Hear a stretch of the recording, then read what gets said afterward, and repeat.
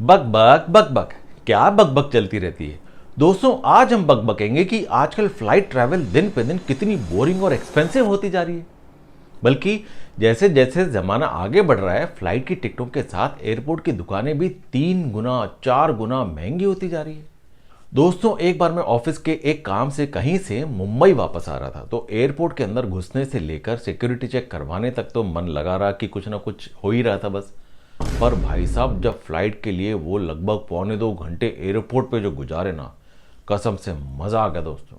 इतना बड़ा एयरपोर्ट था, पूरा देखने में गर्दन घुमाने की भी ज़रूरत नहीं थी। एक एफओवी में पूरा कवर हो रहा था। वहाँ पे करने के लिए इतना कुछ था कि मैं कंफ्यूज हो गया कि बैठ के बोर हूँ या खड़े खड़े ही बोर हो जाऊँ। जितनी देर का मुंबई का रास्ता, उतनी देर उस एयरपोर्ट पे बैठ के बिताना कोई खाने का काम नहीं था। मैंने सोचा कि चलो कोई फिल्म वगैरह देख के मोबाइल पे टाइम पास कर लेते हैं, तो वहाँ पे नेटवर्क ही बड़ा अनस्टेबल टूटा फूटा सा आ रहा था। फिर भी मैंने देखा कई लोग अपने अपने मोबाइलों में या लैपटॉप में ही घुसे हुए टपर टपर कुछ ना कुछ कर ही रहे हैं। मैं बोला, यार इनके पास वाकई में इंटरनेट है भी या सिर्फ बिजी होने का दिखावा कर रहे हैं।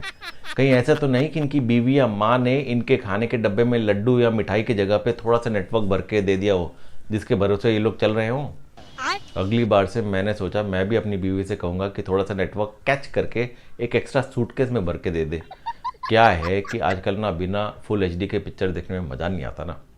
खैर, उस एयरपोर्ट पे तुम्हारे रिफ्रेशमेंट या एंटरटेनमेंट के लिए तीन तीन छोटी छोटी रेडियाँ लगा रखी थी, चाय नाश्ता करवाने के लिए।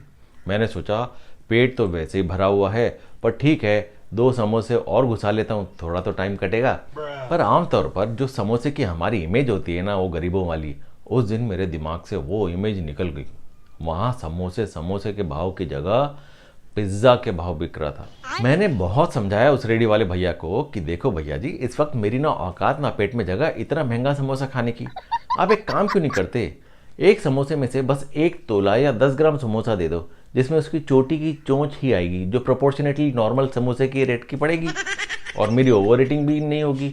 3 समोसे वाले भैया थे वहाँ, तीनों में से कोई नहीं माना। तीनों ने एक एक करके एक ही सुर में जवाब दिया, आपका प्रपोजल अच्छा है, पर क्योंकि समोसे को चोंच से तोड़ने में हमारी एक्सपर्टीज़ नहीं है, इसलिए फ़िलहाल इस डील से मैं आउट हूँ।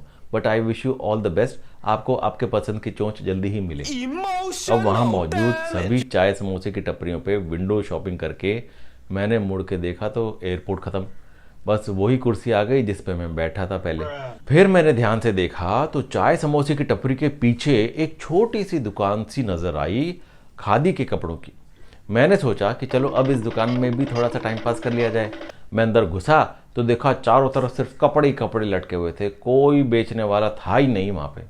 मैंने ध्यान से 2-3 हैंगर को साइड करके देखा तो अंदर एक कुर्सी टेबल पे एक लड़की सोई हुई नजर आई। मैंने ज़रा सा गला साफ करने की आवाज़ की तो उसकी नींद खुली और अपना खुला बहता मुंह पहुँचते हुए एक टेप रिकॉर्डर की तरफ बस शुरू हो गई।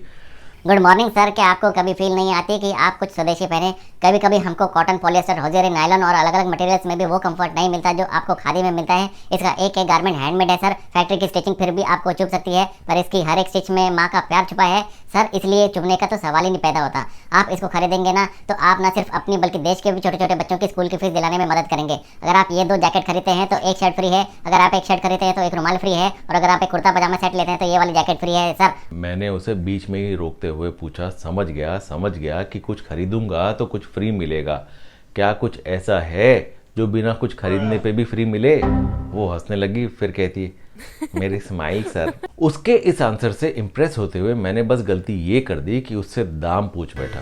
दोस्तों, मैं भूल गया था कि वो छोटी सी दुकान जैसी चीज भी एयरपोर्ट के अंदर ही बनी हुई थी। उसने जो प्राइजेस बताने शुरू किए, मुझे उसके आगे वो तीनों टपरियों के समोसे सस्ते नजर आने लगे। मुंबई के बड़े से बड़े महंगे से महंगे मॉल में मिलने वाली बड़ी से बड़ी ब्रांड के कपड़े भी सस्ते नजर आने लगे। मैंने उससे पूछा कि अगर मैं आपसे कोई कपड़ा खरीद लूं और बीच फ्लाइट में इनकम टैक्स वालों ने मुझ पर रेड मार दी तो क्या इस कपड़े में मैं अपना मुंह छुपा पाऊंगा?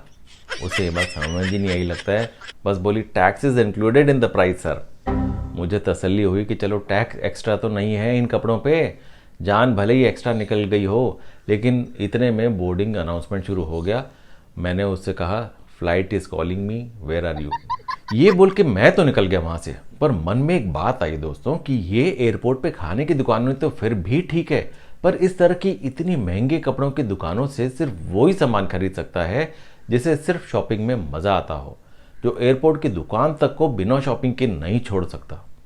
पर आप बिना लाइक शेयर सब्सक्राइब के इस वीडियो को देखना मत छोड़ना, वरना अगर आपको भी एयरपोर्ट पे समोसे की चोंच खानी पड़ी तो मेरी याद आएगी।